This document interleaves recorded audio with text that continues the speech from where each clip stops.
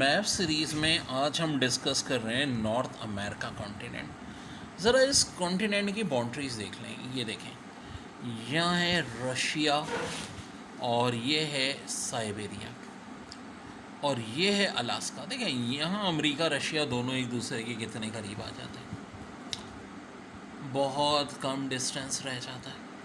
ठीक है, और दरमियान में एक सी है जिसको कहते हैं बेरिंग सी। ठीक है जी, यहाँ से ये अमेरिका की स्टेट अलास्का होती है। कभी ये अलास्का भी रशिया के पार्ट था, जिसे बहुत सस्ता बेचा था। क्राइमिया वॉर में रशिया को इंग्लैंड, फ्रांस और ऑटोमन एम्पायर से शिकस्त हो गई थी।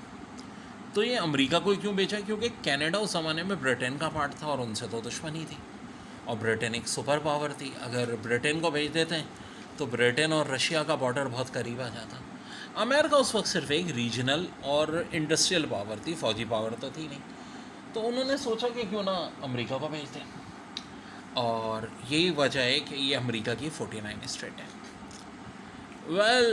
अगर हम ये मैप देखें तो ये अब अलास्का और ये जो एक बॉर्डर है, यहाँ से ये पूरा कनाडा चल रहा है। लेकिन यहाँ अगर गौर से देखो, ये भी अलास्का का ही पार्ट है। यानी ये पूरा जो समंदर है इस साइड का, पैसिफिक ओशन का, वो कनाडा के पास नहीं है। और ये देखो गल्फ ऑफ अलास्का कहलाता है। ठीक है, ये इलाका अब यहाँ से आ जाता है, ये हमारा कनाडा, और इसके ऊपर है ब्योफोर्ट सी, और उसके ऊपर है आर्कटिक ओशियन, जिसे उर्दू में कहते हैं बहरे मंजमद शुमाली, जो कि किसी ज़माने में, बल्कि अब से चंद साल पहले तक पूरे साल यहाँ बर्फ़ जमी रहती थी। लेकिन अब मौसम जो चेंज आया है, कार्बन डाइऑक्साइड बढ़ने से जो एनवायरमेंटल चेंज हुई है, उसके बाद अब यहाँ पे गर्मियों में एटलीस्ट बर्फ़ पिघल जाती है, और उसके बाद इस इलाके की अहमियत भी बहुत हो गई है। वरना कभी कोई इस इलाके को अहमियत ही नहीं दे रहा था।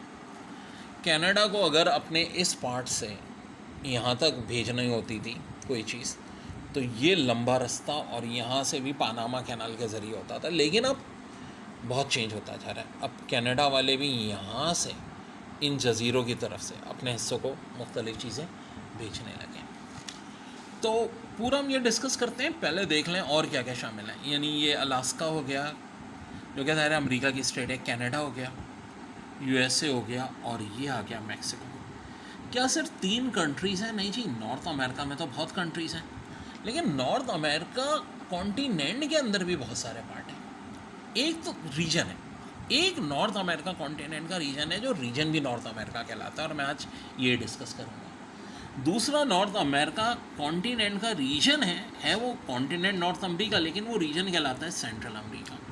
ये देखें, इधर जो है कुछ कंट्रीज़ दी हुई हैं, जिनमें क्यूबा एक जज़ीरा है, ठीक है, डोमिनिकन रिपब्लिक, बेलाइस, निकारागुआ इधर, और एक और रीजन है जो इधर जज़ीरे, जो कि कैरेबियन कहलाता है। कैरेबियन के जो जज़ीरे, इन्होंने मिलकर अपनी क्रिकेट टीम भी बनाई है, जिसे वेस्ट इंडीज़ कहते हैं। और यहाँ देखो, ये है पानामा कैनाल, जो कि अटलांटिक और पैसिफिक ओशियन को मिलाती है। और यहाँ कोलंबिया से फिर अगर आप नीचे जाओ तो साउथ अमेरिका कॉन्टिनेंट शुरू हो जाता है। यानी अगर आप बॉर्डर देखो तो नॉर्थ अमेरिका कॉन्टिनेंट का वो यहाँ तक आता है, पानामा तक, और दरमियान में पानामा और कोलंबिया के दरमियान में एक इलाका है, डेरियन गैप कहलाता है, जहाँ पे कोई सड़क मौजूद ना है, ना बनने का कोई बाज़ाहिर चांस है। वैसे तो एक पान अमेरिकन हाईवे है, जो कनाडा से अमेरिका, फिर सेंट्रल अमेरिका, फिर ये सारी कंट्रीज से होती होती यहाँ पानामा में यहाँ तक आती है। लेकिन इधर पानामा के इस इलाके से, यानी पानामा कैनाल से नीचे से लेके यहाँ कोलंबिया तक डेरियन गैप है, जहाँ पे सड़क है ही नहीं। तो क्या बन ही नहीं सकती? मुश्किल ज़रूर है। उसका रीज़न है, ये जगह बड़ी अजीब सी है। अगर देखो पूरा कोई दरिया हो तब भी आप वहाँ सड़क बना सकते हो। कहीं पानी छोटा सा आ जाएगा, समझो 2-2 फीट गहरा है, कभी अचानक ऊंचाई आ जाती है, और बड़े ख़तरनाक जंगल और जहरीले कीड़े, वो कीड़े जो कि आदमखोर हैं, इंसानों को खा जाते हैं, वो सारे यहाँ मौजूद हैं, बड़े ख़तरनाक सांप, बिच्छू। तो यहाँ अब तक कोई वर्क हुआ ही नहीं है सड़क के लिए। फिर दोबारा ये पान अमेरिकन हाईवे आ जाती है, जो ब्राज़ील, अर्जेंटीना से नीचे पूरे साउथ अमेरिका जाती है। तो क्या यहाँ फ्यूचर में बन जाएगी डेरियन गैप में हाईवे? अमेरिका नहीं चाहता। एक तो देखो अभी ये जो डैरियन गैप है यहाँ से पैदल लोग ज़रूर सफ़र करते हैं, 12 दिन लगते हैं, बेशुमार लोग तो रास्ते में मारे जाते हैं। और यहाँ कोई प्रॉपर हाईवे बनेगी तो डैरियन गैप अबूर करना बड़ा आसान होगा। और इमिग्रेंट पहले वो मैक्सिको पहुँचेंगे और फिर अमेरिका पहुँचेंगे, जो कि अमेरिका नहीं चाहता। एक और रीज़न, स्मगलर्स, कोलंबिया में स्मगलर्स का बहुत होल्ड है। अब जब यहाँ डैरियन गैप में तो रास्ता है ही नहीं, तो वो यहाँ बहरी जहाज़ों के ज़रिए स्मगलिंग करते हैं। और पनामा टोटली अमेरिका के कंट्रोल में, आज़ाद मुल्क होने के बावजूद यहाँ अमेरिकन नेवी और कोस्ट गार्ड उनको ब्लॉकेट कर देते हैं। लेकिन अगर रोड बना तो फिर वो स्मगलिंग भी आसान हो जाएगी। तो कुछ पॉलिटिकल रीज़न है। अब आ जाओ ग्रीनलैंड। ये वैसे तो जिसका एक मशहूर नाम भी है, क्या, कलालीत नुनाथ। ये है तो नॉर्थ अमेरिका कॉन्टिनेंट में, लेकिन डेनमार्क की कॉलोनी है। अब डेनमार्क तो यूरोप का मुल्क है, जी हाँ। और ये आइसलैंड किस में है भाई? क्या ये यूरोप में या ये नॉर्थ अमेरिका में? तो देखो ये जो लाइन है ना, यहाँ से इतना पार्ट इसका यूरोप में, इतना नॉर्थ अमेरिका में, लेकिन इसे माना यूरोपियन कंट्री जाता है, ठीक है जी। ये बात भी समझ लीजिए। यहाँ ग्रीनलैंड सी है, और ग्रीनलैंड में भी जब से रेयर अर्थ मेटल निकला है 2009 में बड़ी हद तक ये खुद मुख्तार हो चुके हैं, ऑटोनोमस रीजन रह गया है बस अब ये डेनमार्क का। डेनमार्क, ग्रीनलैंड और फैरो आइसलैंड को मिला के किंगडम ऑफ डेनमार्क कहते हैं। तो अब अमेरिका चाइना का यहाँ इंटरेस्ट बहुत बढ़ गया। लेकिन इतना बड़ा मुल्क जिसकी एरिया पाकिस्तान से 3 गुना ज़्यादा है, पॉपुलेशन सिर्फ 50,000 है, और वो भी यहाँ शुरू की साइडों पे ही रहती है। अब देखो ये एक डेविस स्ट्रेट है और ये बैफिन बे है, जो कि दरमियान में किसके, ग्रीनलैंड के और कनाडा के। यहाँ आपको ये जो बैफिन दिख रहा है ना, दुनिया का 5वां बड़ा जजीरा है। कनाडा और नॉर्थ अमेरिका का सबसे बड़ा जजीरा दुनिया में किस नंबर पे आता है? 5वें नंबर पे। अभी ये सारे गैर आबाद हैं, फ्यूचर में यहाँ पे आबादियाँ बढ़ाई जा रही हैं। देखें इधर, देखें बहुत सारे जजीरे हैं। एलिज़ाबेथ आइसलैंड दिख रहा है आपको, और ये है डेवोन आइसलैंड, दुनिया का सबसे मुनफरिद जजीरा। वैसे तो ये 27वें नंबर पे आता है बड़े जजीरों में। अब आप बोलो सर एकदम 5 के बाद आप 27 की बात कर रहे हो क्या? दरमियान में चले मान लिया कि बैफिन जो है नॉर्थ अमेरिका का सबसे बड़ा जजीरा है, डेवन की आप बात क्यों कर रहे हैं भाई? दुनिया के गैर आबाद जजीरों में सबसे बड़ा यही है। वैसे तो 27वें नंबर में आता है, अगर गैर आबाद जजीरे करें तो डेवन है। दूसरे बात, जिन लोगों को सिलेक्ट किया गया है मार्स पे जाने के लिए, वो कहाँ प्रैक्टिस कर रहे हैं? डेवन आइसलैंड में। आखिर क्यों? बिल्कुल मार्स जैसा माहौल है, वैसी सुर्ख मिट्टी जैसे मार्स में पाई जाती है। इसे कहा जाता है कि अगर मार्स ज़मीन पर कहीं है तो कहाँ है? डेवन आइसलैंड में। वेल थोड़ा सा अगर हम जूम करें तो ये विक्टोरिया आइसलैंड आता है, जो कि दूसरा बड़ा जजीरा है नॉर्थ अमेरिका कॉन्टिनेंट का या कनाडा का। वर्ल्ड वाइड ये 9वें नंबर पे आता है, बता चुका हूँ। कनाडा का सबसे बड़ा जजीरा बैफिन है, जो वे वर्ल्ड में 5वें नंबर पे आता है, और फिर ये 9वें नंबर पे आता है विक्टोरिया। ये देखो यहाँ बहुत कम आबादी है, यहाँ गैर आबाद नहीं है, मतलब चंद हज़ार है, और बैफिन में भी चंद हज़ार लोग रहते हैं, लेकिन गैर आबाद नहीं है। डेफिन में तो आज तक आबादी हुई नहीं है, हालांकि इससे दूर वाले एलिज़ाबेथ वगैरह में भी है आबादी, लेकिन यहाँ नहीं है। ठंडे ममालिक यहाँ पूरा साल बर्फ़ जमी रहती है। और अभी मैं तुम लोगों को बताऊँगा कि कनाडा की 90% से ज़्यादा आबादी वो यहाँ है। ये जो बॉर्डर लाइन है बिटवीन यूएस एंड कनाडा, यहाँ पे रहती है 90% से ज़्यादा, क्योंकि आगे इतनी ख़तरनाक सर्दी है कि वहाँ रहना बहुत बहुत मुश्किल, और नामुमकिन तो अब नहीं कह सकते, लेकिन कुछ इलाके हैं जहाँ नामुमकिन भी है, जैसे कि डेवन आइसलैंड है, ठीक है। यहाँ से खला नंबर 2 को प्रैक्टिस कराई जा रही है, और कुछ नहीं। और जो 10वां बड़ा जजीरा एलिसमेयर वो भी यहीं पे, और 16वां बड़ा जजीरा यहाँ पे न्यू फाउंडलैंड। अब देखो एक दो चीज़ें और बड़े काम की बात बता दूँ। यहाँ एक हडसन बे है, ठीक है। दुनिया का बड़ा तरीन बे जो है अगर आप देखो तो वो हडसन बे यहाँ पे, ठीक है। बे किसको कहते हैं? ये देखो समंदर दरमियान में खुश्की के अंदर चला गया, ये चीज़ कहलाती है बे। और ये जो जजीरा है ना, ये जो पूरा प्रोविंस है, ये क्यूबिक प्रोविंस है जहाँ फ्रेंच बोली जाती है, और यहाँ अलहदगी की तहरीक चल रही है कनाडा से बहुत अरसे से, ठीक है। ये कनाडा से अलग होना चाह रहे हैं। अब अलग हो पाएंगे या नहीं हो पाएंगे वो तो खैर बहुत बात की बात है। और क्यूबेक का जो कैपिटल है वो मॉन्ट्रियल है। वेल, कनाडा का कैपिटल तो ओटावा है और सबसे बड़ा शहर टोरंटो है, और ये एंटारियो स्टेट में आते हैं कनाडा के। ताहम यहाँ पे देखो तो बहुत सारे और भी प्रोविंस हैं, लक्वाद्वीप, सीवीए और ये न्यू फाउंडलैंड जो मैंने कहा दुनिया का 16वां जजीरा, बड़ा जजीरा, यहाँ भी वैसे आबादी मौजूद है। ठीक है जी। अब आते हैं कुछ और, हम कनाडा के फिज़िकल फीचर करते हैं। मेन सिटी में देखो मॉन्ट्रियल, टोरंटो और ओटावा, ये सारे यहीं पे। एक और सिटी भी बड़ा है मैं वैंकूवर, जिसका नाम अगर आपने सुना होगा, बिल्कुल पैसिफिक ओशन की साइड पे। अब कनाडा की भी ज़्यादातर जो आबादी है वो मैंने बताया नीचे की साइड पर ही है। तो इस साइड पे क्या है, देखो यहाँ ज़्यादातर ये माउंटेन रीजन है। दुनिया की सबसे ऊंची जो माउंटेन है वो तो सारी एशिया में ही है। ताम जो नॉर्थ अमेरिका की ऊंची तरीन माउंटेन है मिकलने, वो अलास्का में, और अलास्का के बाद माउंट लॉगन जो सेकंड है वो कनाडा में।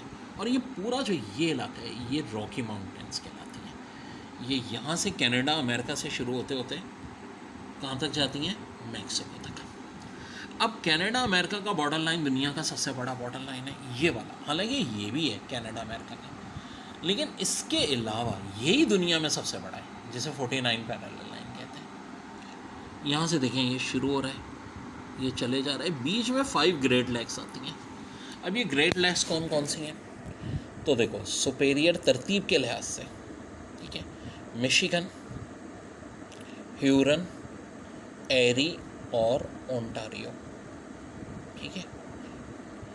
अब मिशिगन और ह्यूरन को ना मिला दिया गया है।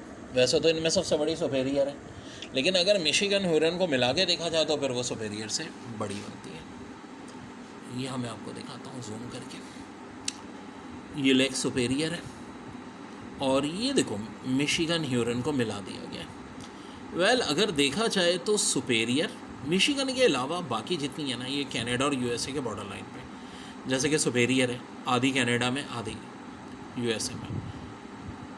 लेक ह्यूरन के साथ भी यही है, यही एरी और ओंटारियो के साथ भी है। ठीक है। और एरी और ओंटारियो के दरमियान में मशहूर ज़माना नियाग्रा फॉल है। ठीक है। नियाग्रा फॉल सबसे ऊंची नहीं है, ऊंची तो सिर्फ 169 फीट है, और जो एंडस है वेनेजुएला में वो 3200 फीट ऊंची है। ये यहाँ है वेनेजुएला, लेकिन ज़ाहिर है अमेरिका में और कनाडा के बॉर्डर पे, और बड़ी खूबसूरत है और बनाया गया है ख़ास तौर पे उसको।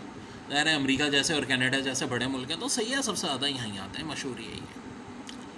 अब इन 5 ग्रेट लेक्स के बाद फिर आता है सेंट लॉरेंस रिवर, जो यहाँ से फिर जा कर के गिरता है समंदर में। और ये 5 फ्रेश वाटर लेक्स हैं। कहा जाता है कि दुनिया में जो फ्रेश वाटर है 51% कनाडा में, और ये सिर्फ 1% अपना वाटर कंज्यूम करते हैं, 99% समंदर में गिर जाता है। और फ्यूचर में जब वाटर के लिए जंगें होंगी तो कनाडा की सबसे बड़ी जो एक्सपोर्ट होगी, दौलत होगी, वो फ्रेश वाटर होगा, क्योंकि ज़ाहिर है इनकी तो आबादी कम है। चलें 1% कंज्यूम करते हैं, हो सकता है सब 2% कर लें, तो 98% तो ऐसे ही कर सकते हैं। तो क्या यही सिर्फ 5 ग्रेट लेक्स हैं? अच्छा देखो, इनको याद रखना भी बड़ा आसान है, क्योंकि अगर पूछते हैं ईस्ट टू वेस्ट तो हम कह सकते हैं एस से सच्चा, एम से मुसलमान। ठीक है। Help everyone. ठीक है। और इस्लाम में असल चीज़ ये है भाई, लोगों की खिदमत करो। अब यहाँ पे देखें तो कुछ और लेग्स भी हैं, जैसे कि देखें मैंने आपको बताए हुए थे कि जजीरे जो नॉर्थ अमेरिका में आते हैं, Baffin, Victoria, Ellesmere, Newfoundland, Cuba तो एक ही अलग मुल्क ही है। हाँ, आइसलैंड और डेवोन, जिसका मैंने अभी कहा कि मार्स जैसा माहौल है। फिर लेक्स में सुपेरियर, मिशिगन, ह्यूरन, ठीक है, ये तीनों तो ग्रेट लेक्स में आती हैं, जिनमें आगे फिर ये एरी और ओंटारियो आती है। लेकिन सुपेरियर, मिशिगन, ह्यूरन के बाद अगर बड़ी देखें तो वो ग्रेट बेयर और ग्रेट स्लेव हैं, और फिर बीच में एक विनीपेग भी है, और फिर ये अतास्का रेनडेयर। ठीक है। और जो डीपेस्ट लेग है वो ये स्लेव लेग है, और वॉल्यूम के लिहाज से भी सबसे बड़ी सुपेरियर। अच्छा देखो, दुनिया की दूसरी बड़ी लेग है सुपेरियर, लेकिन फ्रेश वाटर में 1 पे आती है, क्योंकि जो कैस्पियन सी है वो फ्रेश वाटर नहीं है, समुद्री पानी है उसमें। तो ये बाकी लेग्स का लोकेशन मैं आपको इनकी भी दिखा देता हूँ। ये देखो, ये है बेयर लेग, ठीक है, ये स्लेव लेग जो सबसे गहरी है, नॉर्थ अमेरिका की सबसे गहरी लेग की बात हो डीपस। फिर देखो ये अतास्का है, ठीक है, और उसी के नीचे ये विनीपेग है, और यहाँ देखो तो रेंडियर है।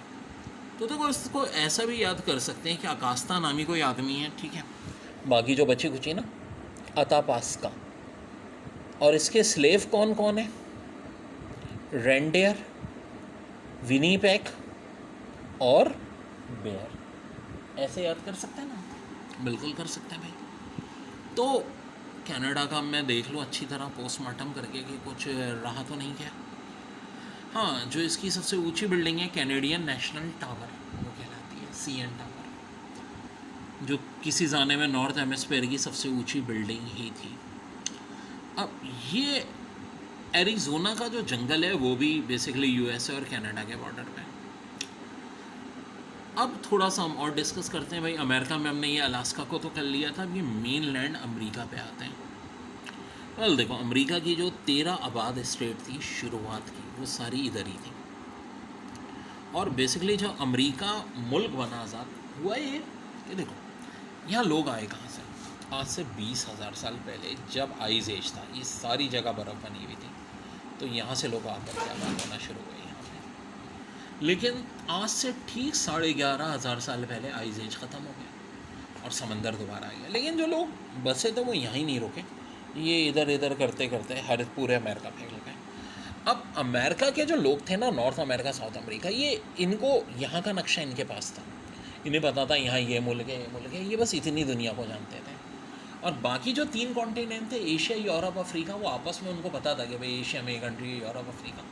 अमेरिका नाम के कोई कॉन्टिनेंट्स हैं तो वो उनको नहीं पता था, अमेरिका लोगों को यहाँ का नहीं पता था, जब तक क्रिस्टोफर कोलंबस नहीं आया है और आगे बड़े जुल्म किए यहाँ के लोगों पे, वो अलग से मैं बताऊँगा। तो ये मुख्तलिफ स्पेनिश आए, पुर्तगाली आए, फ्रांसीसी आए, और ये 13 स्टेट अंग्रेज़ों की थी। इन्होंने ये किया कि अब ज़ाहिर है बड़ी अपॉर्चुनिटी थी और इंग्लैंड से लोग यहाँ के आबाद होना शुरू हो गए। हुआ ये कि उसी ज़माने में ब्रिटेन और फ्रांस में 100 ईयर वॉर चल रही थी, जिसकी वजह से फ्रांस ने भी अपनी कॉलोनियों पे बहुत टैक्स लगा दिए, अंग्रेज़ों ने भी लगा दिए। अब यहाँ बराबर में फ्रांस की कॉलोनियाँ थी, लुइसियानिया, और कनाडा पे ज़्यादातर उस वक्त ब्रिटेन का कब्ज़ा था, लेकिन कुछ फ्रांस की कॉलोनियाँ भी थी बहरहाल।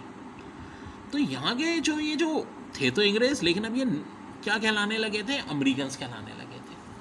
और एक है नेटिव अमेरिकन। नेटिव अमेरिकन में आता सिर्फ रेड इंडियंस नहीं थे, वो सारे लोग जो कि उस ज़माने में साइबेरिया से आबाद हुए थे और हज़ारों साल से यहाँ रह रहे थे, नेटिव अमेरिकन कहलाते थे, जिनमें प्रोमिनेंट रेड इंडियंस ही थे। लेकिन यहाँ देखो, मैक्सिको में तो माया नस्ल के थे, साउथ अमेरिका में इनका नस्ल के थे, इनका तो कत्लेआम किया यूरोपियंस ने। और फिर जो अमेरिका में सेटलर्स हो गए थे, वो अपने आप को अमेरिकन्स कहने लगे थे वो ब्रिटिश ओरिजिन लेकिन अमेरिकन्स।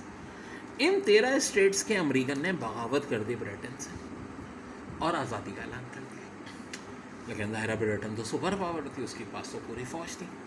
तो अमरीकी रज़ाकार जो शहरी थे वो इसके ख़िलाफ़ सीना सुपर हो गए, लेकिन कोई लीडर भी तो चाहिए था। तो एक ब्रिटिश आर्मी का कर्नल जो कि ब्रिटिश आर्मी छोड़ के इन अमरीकियों के साथ मिल गया था, वो था जॉर्ज वाशिंगटन। जी हाँ, अमरीका का फाउंडर। और उसने इन 13 स्टेट्स के रज़ाकारों को मुनज़्ज़म किया और अमरीका के ख़िलाफ़ जंग शुरू कर दी। दुश्मन का दुश्मन दोस्त। मदद किसने की? फ्रांस ने, क्योंकि पूरा ये जो कॉलोनियाँ थी इधर की, वो सारी फ्रांस के पास थी। अमेरिका की इब्तदाई कॉलोनियाँ तो ये देंगे, बोस्टन, न्यूयॉर्क, फिलडेल्फिया, बेल्टीमोर, वाशिंगटन, जो बिल्कुल शुरू में से शामिल थी। तो बहरहाल ब्रिटेन को शिकस्त हुई और 4 जुलाई 1776 को अमेरिका साथ हो गया। लेकिन ये लोग यहीं नहीं रुके। उस ज़माने में नेपोलियन बोनापार्ट को बड़ी शिकस्तें हो रही थी, तो उसने पूरा ये जो लुइसियाना, इतना बड़ा इलाका, 16 जो वो आज के दौर की स्टेट्स हैं अमेरिका की, ये सारी किसको भेज दी? अमेरिका को भेज दी। और अमेरिका एकदम यहाँ से यहाँ तक हो गया। दुनिया की सबसे बड़ी इसको डील कहा जाता है, रियल एस्टेट। क्या इनका ये सपना पूरा हो गया? नहीं जनाब, अमेरिका तो चाहता ये था कि यहाँ तक पहुँचे, पैसिफिक ओशन, लेकिन जनाब दरमियान में अब ये सारा मैक्सिको का पार्ट था उस ज़माने में। और मैक्सिको बेसिकली स्पेन की कॉलोनी थी। दुनिया की बड़े तरीन अगर कंट्रीज़ देखा जाए एरिया वाइज स्पेनिश लैंग्वेज की, तो एक तो अर्जेंटीना है और एक मैक्सिको है। और उस ज़माने में ये भी मैक्सिको था, मैक्सिको अर्जेंटीना से बड़ा था। अब अमेरिकन्स तो चालाकियों के उस ज़माने में भी माहिर थे। अमरीकियों ने जो सबसे बड़ा स्टेट थी टेक्सास, और अमीर स्टेट थी, वहाँ जाके रहना शुरू कर दिया। टेक्सास की मुकामी आबादी कम थी और अमेरिकन ज़्यादा हो गए। मैक्सिको के जो जनरल थे, जो कि उस वक्त उनके सदर भी थे, उनको ये बात पसंद नहीं, उन्होंने अमेरिका के अगेंस्ट वॉर डिक्लेयर की। लेकिन यहीं दुनिया को अमेरिका की पावर का पता चला। ना सिर्फ अमेरिका ने मैक्सिको को इबरतनाक शिकस्त दी, उल्टा मैक्सिको तक पे कब्जा कर लिया। अब मैक्सिको की भी जो मेन आबादी है ना 90% वो है मैक्सिको के सिटी के आसपास की है, बाकी ये इलाके भी इनके गैर आबाद है।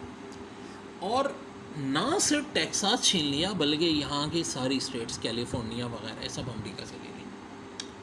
लेकिन उस वक्त इंटरनेशनल प्रेशर के तहत टेक्सास को और कैलिफोर्निया को अपने मुल्क में शामिल नहीं कर सकते थे, इसलिए उनको आज़ाद स्टेट डिक्लेयर कर दी। लेकिन टेक्सास के साथ तो मिली भगत थी। टेक्सास 9 साल बाद ही अमेरिका में शामिल हो गया। कैलिफोर्निया नहीं होना चाह रहा था, क्योंकि दुनिया का उस वक्त रिच तरीन मुल्क कैलिफोर्निया था। यानी समझो जो अमेरिका की 70% इनकम थी वो कहाँ थी? कैलिफोर्निया में। लेकिन कुछ हालात ऐसे हुए कि बाद में कैलिफोर्निया भी अमेरिका में शामिल हो गया, और उसके बाद ही अमेरिका दुनिया का रिचेस्ट मुल्क बन गया। याद रहे, फर्स्ट वर्ल्ड वॉर से पहले अमेरिका फौजी ताकत तो नहीं था, लेकिन रिचेस्ट और बिगेस्ट इंडस्ट्रियल कंट्री ज़रूर थी। वेल बाद में उन्होंने ये सारे इलाके भी ख़रीद लिए, छीन लिए मुख्तलिफ मुल्कों से, और इतना बड़ा हो गया अमेरिका। और फिर रशिया से अलास्का भी ख़रीद लिया। और एक जगह थी हवाई, ठीक है। यहाँ पे अमेरिका का उस वक्त ये पार्ट नहीं था, लेकिन अमेरिका ने अड्डे बनाए हुए थे। हवाई का कैपिटल था होनोलुलु। फर्स्ट वर्ल्ड वॉर में अमेरिका न्यूट्रल था और दोनों का असला बेच रहा था। जर्मनी को भी, जो कि फर्स्ट वर्ल्ड वॉर में सेंट्रल पावर का लीडर था, और ब्रिटेन को भी। और सदर थे इनके विल्सन। विल्सन का कहना ये था कि भाई हम खुद जंग में इन्वॉल्व नहीं होंगे, ना होना चाह रहे। मगर अचानक कुछ ऐसा हुआ कि अब ये अमेरिकियों का दावा है कि जी उनके पास ऐसी इतलात आई कि जर्मनी मैक्सिको को शामिल करना चाह रहा है, क्योंकि अगर अमेरिका की किसी मुल्क से बराह रास्त जंग हुई है तो मैक्सिको से हुई है। आज भी जो डोनाल्ड ट्रंप ने इलेक्शन जीता था वो इसी कैंपेन पे जीता था कि मैं मैक्सिको से तारकीन वतन का रास्ता रोकूंगा। मैकाते मूवी भी इसी टॉपिक पे बनी हुई है। तो अब हुआ क्या कि यहाँ से रोकने के चक्कर में अमेरिका, जैसा कि मैं बताया, अमेरिका को ख़तरा हुआ। अब दो बातें कही जाती हैं। कहा जाता है कि झूठ था, और ऑफ कोर्स था। जर्मनी उस वक्त इतना ज़्यादा वर्ल्ड वॉर 1 में फटा हुआ था, उनको क्या ज़रूरत थी अमेरिका जैसे इतने बड़े इंडस्ट्रियल मुल्कों के जंग में अपने ख़िलाफ़ लाए? वो नहीं लाना चाह रहे थे। हाँ, ये ज़रूर था कि ब्रिटेन का चूँकि ब्लॉकेड किया हुआ था, उनकी यू बोट आप 200 से भी ज़्यादा ख़तरनाक साबित हुई थी, और आज तक दोबारा साइंटिस्ट यू बोट उस तरह की नहीं बना सके इतनी तरक्की के बाद जो फर्स्ट वर्ल्ड वॉर में चल रही। तो चूँकि जर्मनी के सोर्सेस कम थे, वसाइल कम थे, वो चाह रहे थे फर्स्ट वर्ल्ड वॉर जल्दी ख़त्म हो जाए। तो ब्रिटेन में के पास कोई भी मुसाफिर बरदार जहाज़ भी आते थे तो उनको तबाह कर देते थे। उसमें अमेरिका के भी कुछ जहाज़ तबाह हो गए थे। तो कहा जाता है कि अमेरिका, ये सिर्फ झूठ था कि मैक्सिको वर्ल्ड वॉर 1 में शामिल हो रहा था जर्मनी की तरफ से, इसको बहाना बना के अमेरिका जंग में कूद गया। और दूसरा मफरूज़ा ये है कि अमेरिका को ब्रिटेन ने कूदवाया जानबूझ के, ऐसे झूठे डॉक्यूमेंट दिए, क्योंकि डॉक्यूमेंट जो कैश किसने किए थे? ब्रिटेन ने, फिर अमेरिका को दिए कि ऐसे डॉक्यूमेंट पकड़ेगा। कि ऐसा कुछ नहीं था, और ये जानबूझ के गेम किया गया ताकि अमेरिका उनकी मदद करवा। जो भी हो, अमेरिका आ गया। और अगर मैक्सिको से ख़तरा होता तो भाई अपना बॉर्डर छोड़ के यहाँ क्यों जाओगे, जबकि अमेरिका की फ़ौज तो बस 1 लाख थी। और यहाँ तो ये हाल था कि जर्मनी की 25-30 लाख फ़ौज, ब्रिटेन की 25-30 लाख फ़ौज, और फ्रांस की 25-30 लाख फ़ौज। ब्रिटेन फ्रांस मिलकर लड़ रहे थे जर्मनी के ख़िलाफ़, बल्कि उनका एक और इत्तेहादी भी था रशिया, और जर्मनी उससे भी लड़ने में मसरूफ़ था, आधी फ़ौज आ गई भी थी। लेकिन हुआ है कि रशिया में कम्युनिस्टों की हुकूमत आ गई और जर्मनी की फ़ौज वहाँ से वापस आ गई, और अब वो ब्रिटेन फ्रांस में भारी पड़ने लगी थी। लेकिन फिर इन्वॉल्व हो गया अमेरिका। अब अमेरिका अब तक जंग में नहीं कूदा था, उनके वसाइल का मौजूद था। अब आप बोलो 1 लाख फ़ौज क्या कर लेगी? बिल्कुल जी कुछ नहीं कर सकती थी। अमेरिका ने आम भर्ती फ़ौज में स्टार्ट कर दी, और सारे मर्दों को कहा 15 साल से 60 साल के कि तुम फ़ौज में शामिल हो, क्योंकि पैसा बहुत था और बड़ी इंडस्ट्रियल कंट्री थी। औरतों को कहा कि हम सबको नौकरी दे रहे हैं, और नौकरी क्या है कि तुमने असला बनाना है, मर्दों ने जंग लड़नी है। और ये कह के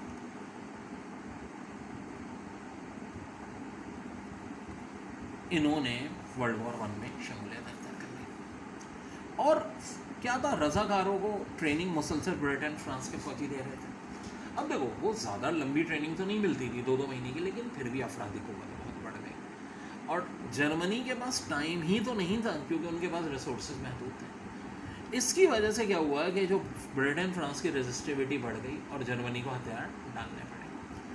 खैर विल्सन साहब इस बात के ख़िलाफ़ थे कि जर्मनी पर ज़्यादा जुल्म ना करो, और ब्रिटेन फ्रांस बास नहीं आए, जूइश बास नहीं आए, उन्होंने बड़े जुल्म किए, जिसके नतीजे में सेकेंड वर्ल्ड वॉर हुआ। वर्ल्ड वॉर 1 के बाद फिर अमेरिका आइसोलेट हो गया, और इन्होंने सेकेंड वर्ल्ड वॉर के स्टार्ट में भी शमूलियत इख्तियार नहीं की 1939 तक, टिल 1941 आ गया, जब जापान ने पर्ल हार्बर पे हमला किया। अब फिर वही बात कि जापान ने बेवकूफ़ी क्यों की भाई, एक ऐसा कंट्री जो बड़ी एक इंडस्ट्रियल पावर है, और देख चुके हैं कि फर्स्ट वर्ल्ड वॉर में तब जंग का नक्शा बदला था जब अमेरिका ने, वरना इक्वल मुकाबला चल रहा था, तो फिर क्यों किया?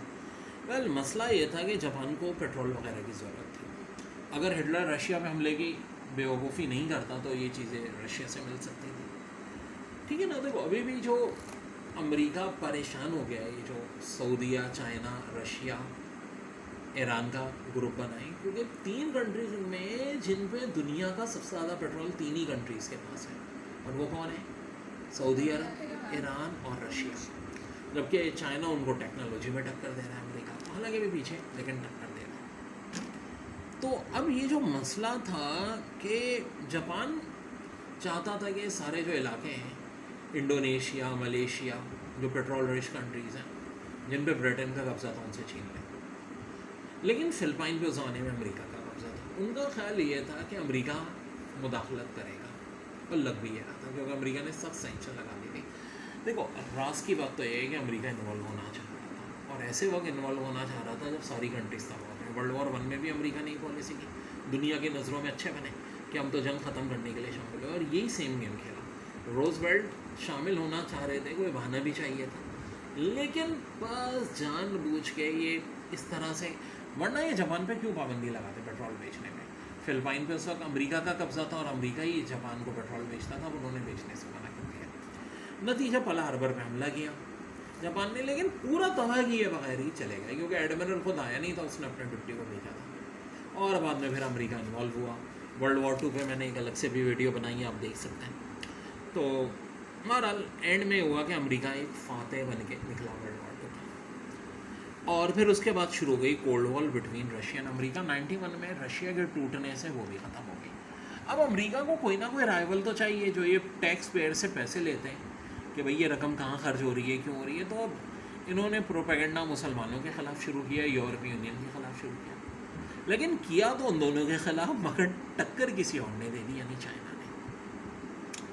लेकिन जो बाद में अब बताना चाह रहा हूँ कि अमेरिका में अलहदगी की तहरीकें, जी हाँ, सबसे ज़्यादा तो टेक्सास अलग होना चाह रही है। बता चुका हूँ ज़्यादातर ये लोग वैसे भी कभी मैक्सिको की कॉलोनी थी, और मैक्सिको जो थी वो स्पेन की कॉलोनी थी। क्यों अलग होना चाह रहे हैं? देखो एरिया वाइज सबसे बड़ी स्टेट अलास्का है, फिर टेक्सास। अलास्का तो खैर गैर आबाद है, टेक्सास आबाद है, और बड़े रिचेस्ट लोग रहते हैं। और अभी भी पॉपुलेशन में सबसे बड़ी कौन सी है? कैलिफोर्निया। 535 में से 60 से ज़्यादा सीटें कैलिफोर्निया की, और अमेरिका की 30 करोड़ में से 6 करोड़ पॉपुलेशन कैलिफोर्निया की है। ज़्यादातर रिच लोग या तो टेक्सास में रहते हैं या कैलिफोर्निया में। यानी देखो अभी हम कहते हैं ना कि दुनिया की सबसे बड़ी इकनॉमी अमेरिका, फिर चाइना, फिर जापान, फिर जर्मनी, और खाली कैलिफोर्निया जर्मनी के बाद 5वें नंबर पे आती है। यानी दुनिया के अगर 210 मुल्कों में से 206 मुल्कों से ऊपर है खाली कैलिफोर्निया की इकनॉमी, यानी अमेरिका की तकरीबन 55%, और 35 टेक्सास है, तो यानी बाकी 40 स्टेट तो सिर्फ 10% है।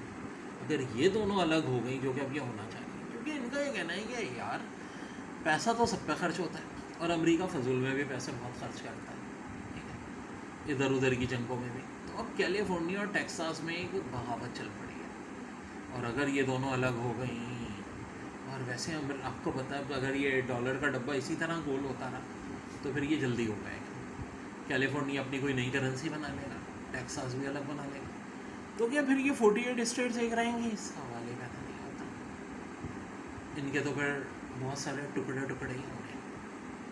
वेल जुल्म भी बहुत किए। देखो अमेरिका शुरू में मजलूम था, अंग्रेज इन पे जुल्म करते थे, लेकिन जब इनके पास ताकत आ गई इन्होंने जुल्म करने शुरू कर दिए, और हर जालिम का अंजाम का एंड में जो होता है वो इनका होने वाला है।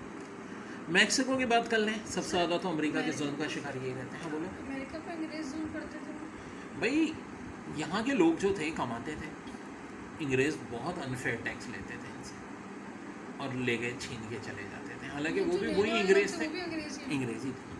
देखो एक बात सुनो, अमेरिका के 1000 बुरे चीज़ें लेकिन कुछ बड़ी अच्छी चीज़ें भी हैं, वो सबको एक्सेप्ट भी करते हैं। अब तुम देखो ना, क्यूबन, फिलिपाइन, दुनिया भर के बेहतरीन ब्रेन यहाँ आते रहते हैं, जर्मन साइंटिस्ट भी हैं, फ्रेंच भी, पाकिस्तानी भी।